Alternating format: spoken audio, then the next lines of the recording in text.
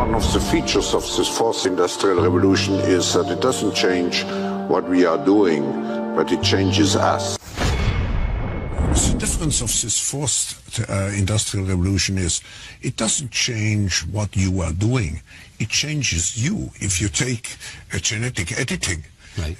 Just as an example, it's you who are changed, and of course this has a big impact on your identity. Editing your genes? Cool, I'll explain that later. But first, why do so many people consider this guy, Klaus Schwab, to be the most dangerous man in the world? Well, there's some reasons. A lot of them. You might remember Klaus Schwab as the puddle of liquefied feces who said, by 2030, you'll own nothing and be happy about it. Translated, that probably means by 2030, he'll own everything and he'll be happy about it. But how does he expect you to own nothing and be happy about it? Oh, he's got a plan. Now, I'll tell you about it in a minute. But before I do, a little bit about Klaus Schwab. He's the author of COVID-19, The Great Reset. What a grand opportunity indeed. Oh, and his book was published on July 9th, 2020.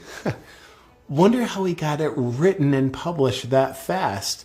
It's almost like maybe he pre-wrote it before he started the pandemic. I mean, before the pandemic started. Old Klaus is also the founder and chairman of the World Economic Forum, an organization that faces the public with very noble sounding goals of creating a better world. Fear-mongering about climate change and disease are big goals of theirs. Welcome to Davos. Just park your private jet over there and then go inside and pretend to be concerned about climate change. Klaus and the World Economic Forum want a worldwide digital ID system that determines your access to goods and services. It would monitor your online behavior, purchases, and biometrics. It kind of seems like he just wants to do away with the whole democratic process and give all the power to the state and whoever runs the state, the deep state. But that's based on both his words and actions, so it's probably an inaccurate observation. Was Dr. Evil's character based on this reptile? Mr. Schwab writes the following. One of the greatest lessons of the past 5 centuries in Europe and America is this. Acute crises contribute to boosting the power of the state. It's always been the case, and there is no reason why it should be different with the pandemic. Nobody ever elected Klaus Schwab to anything. This all just sounds like conspiracy, doesn't it? The World Economic Forum are good guys. Haven't you seen the headlines they pay for? Go green, right?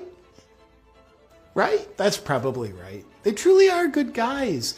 Accordingly, you'll be excited to hear that the lineup of World Economic Forum speakers at their annual gathering of elites in Davos included such benevolent humanitarians like Xi Jinping, the leader of the Chinese Communist Party, who's currently committing genocide, Anthony Fauci, who's arguably currently involved in crimes against humanity, and Bill Gates, who's arguably currently involved in crimes against humanity, and Australian Prime Minister Scott Morrison, who's arguably currently involved in crimes against humanity. What a great lineup! But my favorite Economic Forum speaker of all time is this reptile, Klaus Schwab's top advisor, Dr. Yuval Noah Harari.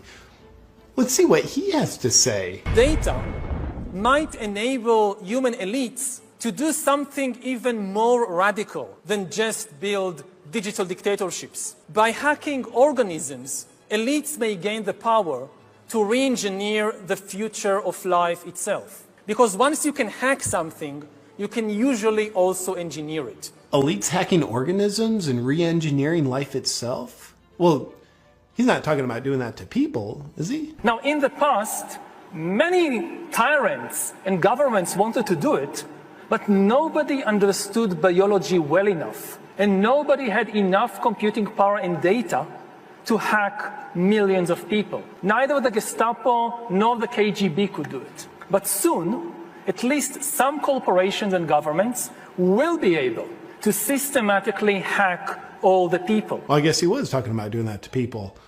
All people, to be specific. And if indeed we succeed in hacking and engineering life, this will be not just the greatest revolution in the history of humanity. This will be the greatest revolution in biology since the very beginning of life 4 billion years ago. For 4 billion years, nothing fundamental changed. Not playing God, are you? Because that usually works out super well. Science is replacing evolution by natural selection with evolution by intelligent design. Not the intelligent design of some God above the clouds. Oh, you are playing God.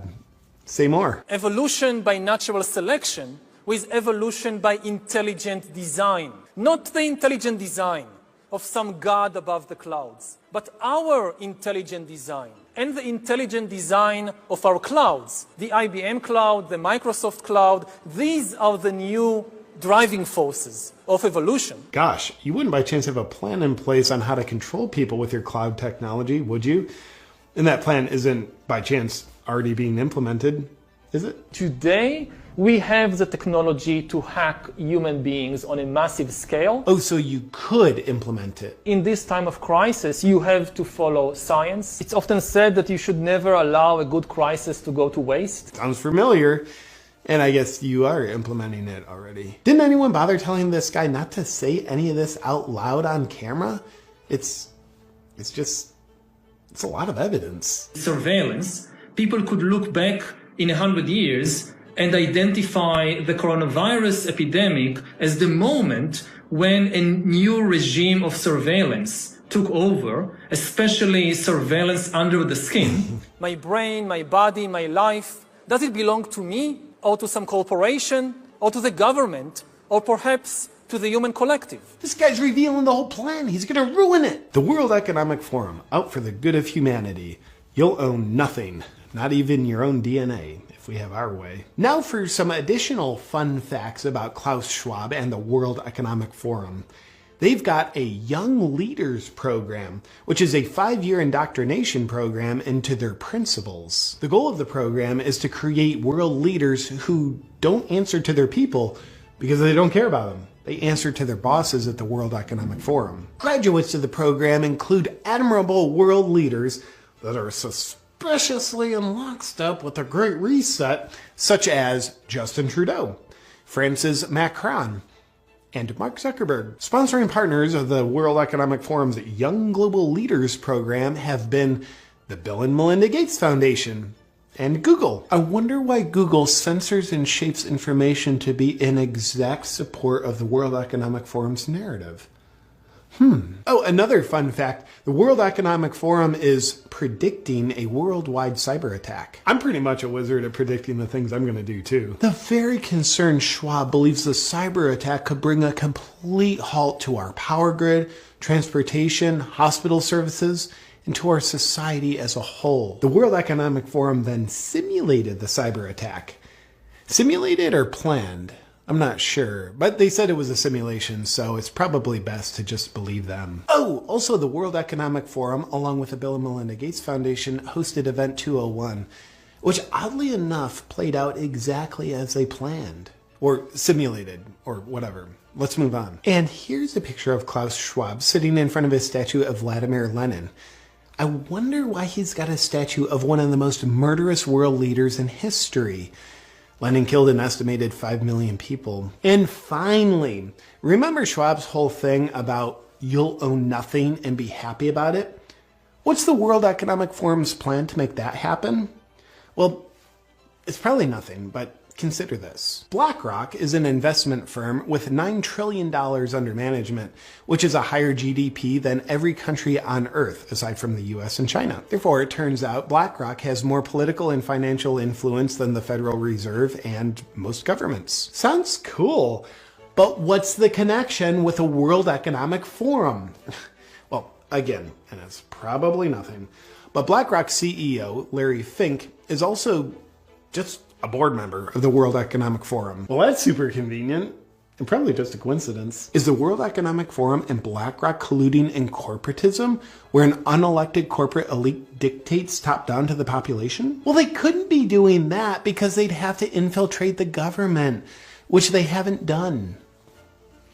Except for, in one of Joe Biden's first appointees once he took office, he named Brian Deese to be the director of National Economic Council. Brian Deese came from BlackRock, where he was a global head of sustainable investing, and now he's Biden's main advisor for economic policy. But Biden's making the policy decisions, not the unelected corporate elites at BlackRock and the World Economic Forum. Of course Biden's